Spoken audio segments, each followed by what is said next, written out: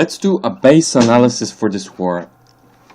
This is Town Hall 10 base. So in Town Hall 10 base, if you're approaching with the ground army, the biggest threat will be, any army, the biggest threat will be those Inferno Towers, right? So those Inferno Towers are going to be the biggest threat in the game.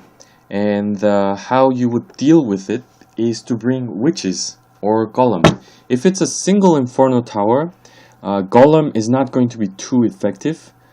So bringing giants could be a bit better option, but it's okay. You can play it out. If you bring like 4 golems, it will break into several golemites, and they will tank for this single Inferno Tower for some time. But in a population wise, if you bring high level giants, they can tank for Inferno Tower quite a bit, and they are in many numbers, so they will tank for Inferno Tower for a longer period. With that said, let's say if you're bringing golem or any ground troops, the first thing that you want to address is how you would approach to this base with the relative ease.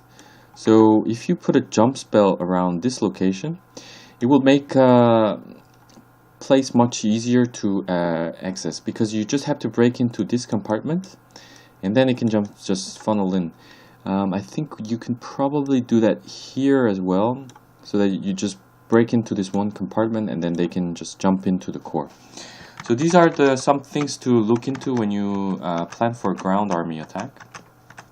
And bringing witches will be a really great for the attack, because witches can do a lot of tanking. Those skeletons that witches make, bringing just 4 witches, it will be sufficient. That many skeletons will absorb all these inferno shots. So if the single inferno shot comes out, they will be just distracted to targeting the skeletons.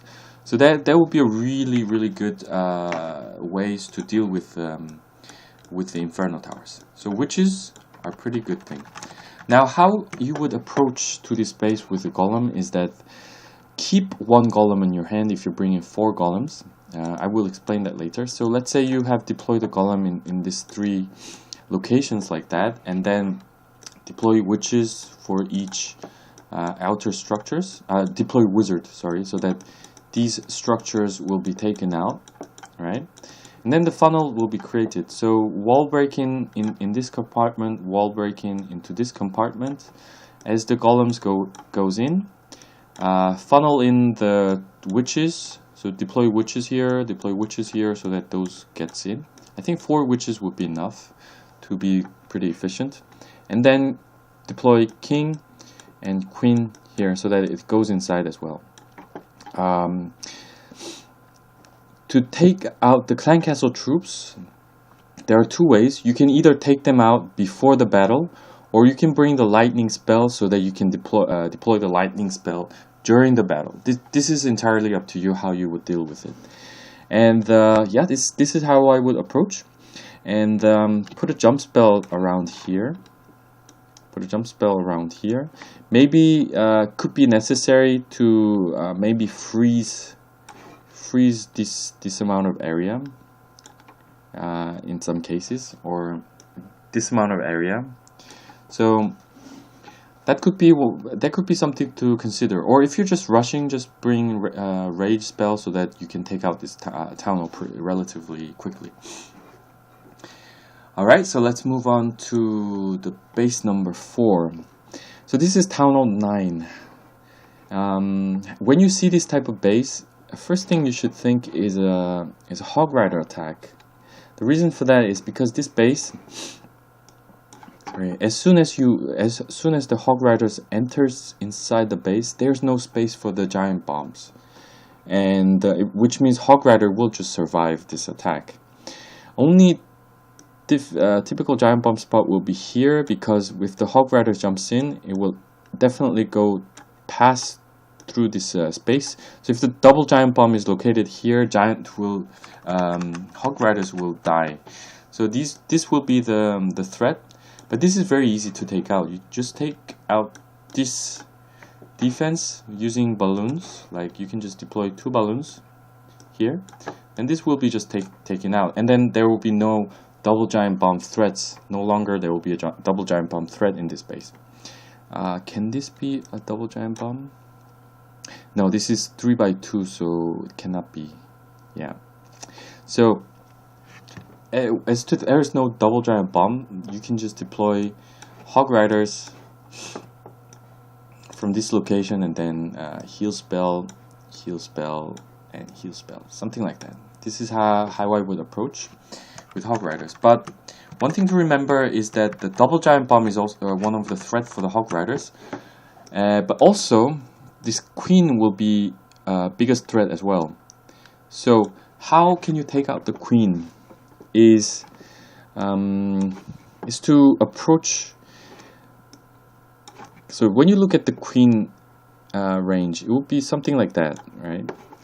So if your troops reaches this compartment, it will be targeting the queen, and the queen will be targeting those who are in this compartment. So my approach will be that I would deploy 1 golem from here, all right, and then wizard to take out these structures. Maybe golem has to be a bit closer to here because to tank this archer tower as well. So as soon as these storages are gone, I deploy king, queen, witches, 2 witches, and then those kill squad will all head towards to this compartment. And then when the queen sees these troops, they will attack. She will lock onto those troops inside. And if the golem was deployed, she will target the golem. And then the king will come in, and the queen will come in. Queen will eventually target the queen. Your offensive queen will target the defensive queen. And the queen can be taken out with these troops. And this amount of troops is really good to also take out the double giant bomb threat as well, because these will be taking out around this area, right? Minimum, I think. Also this as well. So this area will be wiped out, and as you can see, the double giant bomb threat is also eliminated for that, because Hog Riders will never go to this area. So this is one way to eliminate the queen and plus the double giant bomb spot. And while this is ongoing, when the queen is about to be taken out, I will deploy Hog Riders from this location. So the Hog Riders just goes around this base like that, and then you can place a heal spell here, another heal spell here, another heal spell here. Yeah, something like that. As you can see, you just need the 3 heal spells, so maybe you can bring a jump spell so that your kill squad will continue towards the town hall as well. So this is how I would approach with the Hog Riders for this base. Now we're going to move on to Town Hall 8. Now Town Hall 8, you will see a lot of bases looking like this, and this is a dragon. This is possible to come with the dragons because you have lower level air defense. Those are, I think, level 4 air defenses. So if you have, let's say, level 3 dragons, this is going to be possible dragon attack base. Now, when you do a dragon attack, what are the things to consider? The only thing you need to consider is the air defense, and nothing else actually matters in the dragon attack. Now, in Town Hall 8, you have 3 air defenses, and you can draw a triangle by linking those air defenses. Now, why I draw this is because where you deploying the dragons closer to one of those long edges is going to be essential. So, what I mean by that is I would deploy the dragons around this area, so that it's closer to both of the air defenses. And I would deploy dragons from this location. Well, this is not relatively good, but in principle, those are closer to 2 air defenses if you look at the deploy location. So this would be, when you look at the triangle position of the air defense, try to find the place that is closer to the long edge. So this would be also one other option to deploy the dragons, because it will be closer to the two air defenses. Now, why that is important is because, let's say your point, if you're just deploying the dragon closer to this air defense, so let's say you have deployed the dragons like this is really bad because it's closer to only one air defense, and they are pretty far away. The remaining defenses are pretty far away. So this is not really a good way to deploy the dragons. So in principle, when you deploy the dragons, deploy them closer to the air defenses. Now, there are several ways to attack Town Hall 8 bases with dragon. One way is to take out this air defense with the 3 lightning spells. The 3 lightning spells will get rid of 1 air defense, and the 2 air defense will be left over. And the dragons can be deployed around this area. So just deploy 1 dragon here, 1 dragon here, so that it cuts the ring, so that dragons will not stray off like that. So this is to prevent the dragons to stray off. So, like, as soon as you decided the deployment location, try to cut the ring by deploying 1 dragon here and 1 dragon here.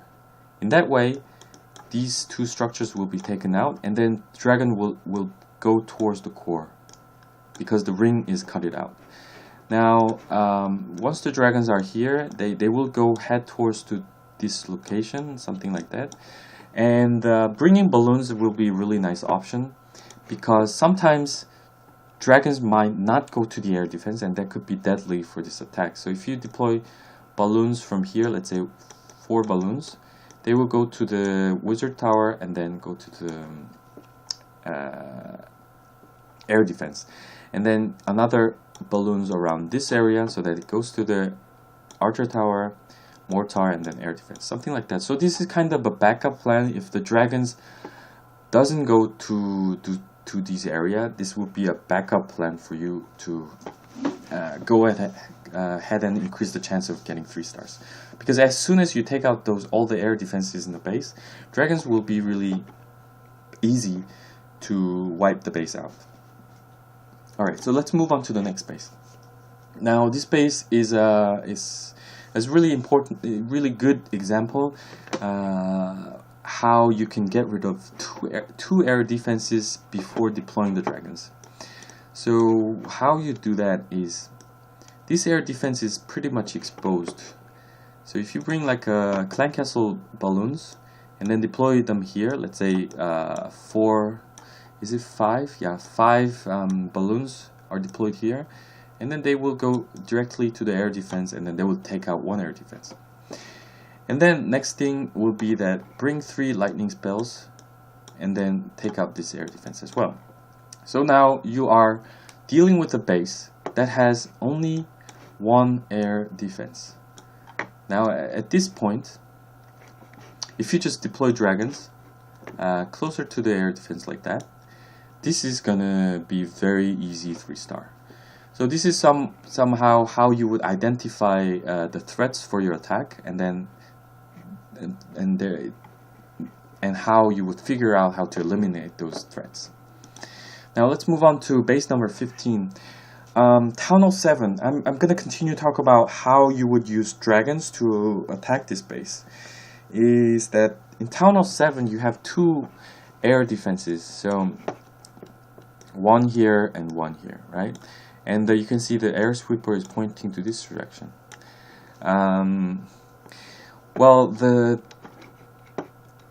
So the best location to deploy the dragon is behind the air sweeper, so it will be around this area, right? Which is closer to the air defense, and also excluding the air sweeper attacks as well. So this air defense is something that dragon should be targeting, right? And in Town Hall 7, you have 3 spells, access to 3 spells. So bring 3 lightning spells and take this out. Take this air defense out. There's only 1 air defense left, and in the Town Hall 7. As soon as you deploy the dragons in the right place, which is closer to the remaining air defense, this base is going to be wiped out. Even with the level 1 dragons, this is going to be very easy 3-star. Just take out the air defense and then deploy the dragons closer to the air defense, and that's the only way. That's going to bring you absolutely 3 stars, and it's very easy with the 3 starting Town of 7 with dragons. All right, let's move on to next base. So next base, it's pretty much the same. If you take out this air defense and deploy the dragons from this location, which is closer to the air defense, this base is going to be wiped out pretty easily. But if you want to be a bit creative, you can think of some ideas to get rid of these 2 air defenses, because they are exposed from the base. So this, you can deploy, let's say, clan castle balloons. I think you have 4 clan castle balloons here, and this will be taken out pretty easily. And maybe some hog riders here. So if you can bring maybe 4 to 5, 5 to 6 maybe, depending on if your hog rider level is 1, bring like 6. If it's level 2, bring like 5. And the hog riders can jump in to the wizard tower and then move on to it might move on to the cannon, so maybe deploying here will be a bit better. I don't know. Try to think of the pathing to get rid of. The principle is, if you can find a way to get rid of this air defense. So once those 2 air defenses are out, it's gonna be a game over for this base. If you have brought, let's say, I don't know, 4 or 6, let's say 6 dragons, it will be sufficient to take out this base with ease. So this is somehow, anyway, if you attack with dragons, you can win easily at the Town of 7. But this is somehow giving you an idea how you would analyze this base and how you would exploit the threats for your attacks. Now let's move on to a very low level of the base and how I would analyze this base. So what you can see is that the archer towers and the air defenses, air defense is exposed in the base. So which means these are pretty easy to take out, right? Which means you can just deploy some giants and some archers, and it's going to take out these air defense pretty easily. And this is also quite exposed, so you can just deploy 4 barbarians and some archers, and this archer tower is going to get destroyed pretty easily as well. Now once those 2 things are destroyed, you just deploy 3 balloons from your clan castle. That will take this out, and we'll move on to mortar, take this out, and then move on to cannon, and then wizard tower. Wizard tower would not be sufficient to take out the balloon level 6, because this is too. The wizard tower does a splash damage, but the damage itself is not that high. So just 3 balloons will destroy this base. So it's basically same principle. Try to think of your main troops and think of how to get rid of those threats.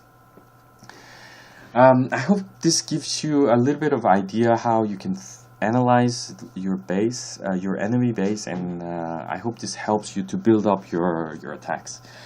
I wish a very good luck for this war, and I hope we win this war as well. Good luck, guys.